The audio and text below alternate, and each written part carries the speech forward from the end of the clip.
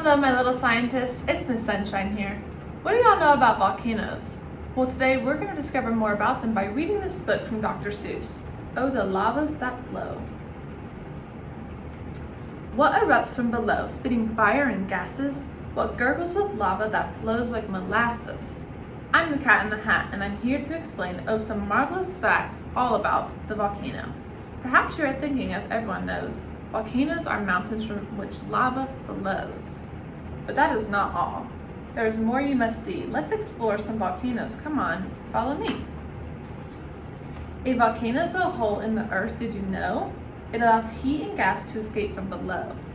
Earth is quite hot underneath its cool crust, so it must release heat from its mantle. It must. Volcanoes allow it a place to expel hot lava and ash, clouds and gases that smell. There is more than one type of volcano, it's true. Come take a look, I will show some to you. A stratovolcano has steep, sloping sides, a small, narrow crater, and a thick lava slides. This cylinder cone type is quite small and less steep. Its crater is wide, but it's not very deep. The odd shield volcano is flat and quite wide. Lava flows further away down its side. This lava dome looks like a thick blob of tar. Its lava is too thick to erupt very far. Each volcano is different. No one's like the rest. No one is the worst and no one is the best. This massive one here near a town called Pepe erupted quite suddenly one autumn day. Big stones and hot ash were spewed up miles high. They buried Pompeii as they rained from the sky. For 17 centuries, Pompeii remained buried, forgotten, its fate unexplained. Today we can visit the ruins of the town while high overhead the volcano peers down. This volcano is Etna. It is not small at all. Compared to Vesuvius, it is twice as tall. Etna is active. It blows now and then. It could blow anytime, but you never know when. Now people ski down it. Seems strange, but it's true. I might like to try it someday. How about you? The great Mount St. Helens in Washington State had a beautiful face till it met its sad fate. Off blew its top and off blew its side. It left a big crater, at least a mile wide. Underneath Yellowstone National Park, there's a supervolcano that still leaves its mark. It hasn't erupted for thousands of years, and it won't anytime soon, it appears. But the mantle below it, where magma is found, still heats water that sprouts from a hole in the ground. When Mount Pinatubo erupted one day, most of its crater was blasted away. Within a few weeks, big rains came, and then there was a new lake where its crater had been. Mount Krakatoa was strange as can be. It erupted, then quickly sank into the sea.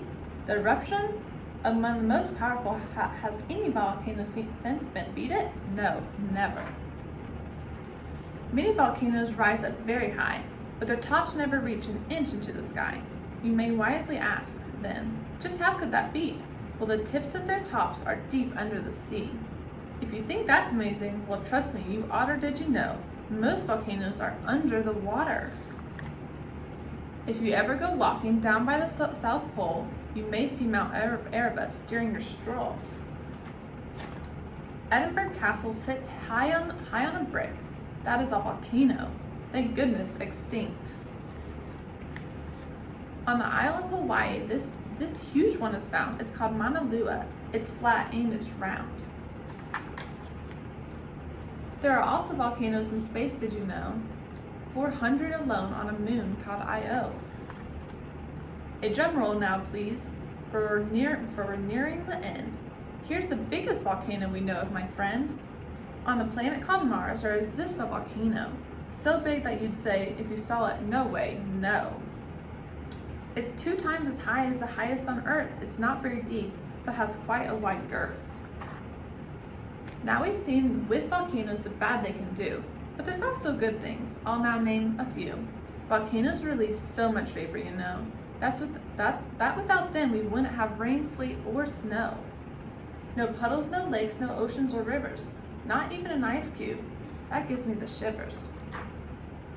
They help keep Earth cool, and there's something quite grand. Volcanoes can actually help create land. In fact, many places were formed thanks to lava. Hawaii, Tahiti, Sumatra, and Java. Now that we know what volcanoes can do, I have a question I'd like to ask you. Of all the volcanoes we've seen here today, What is your favorite? How come, would you say? Take your time, think about it, but I'd sure like to know. Until then, I suppose I'll just go with the flow.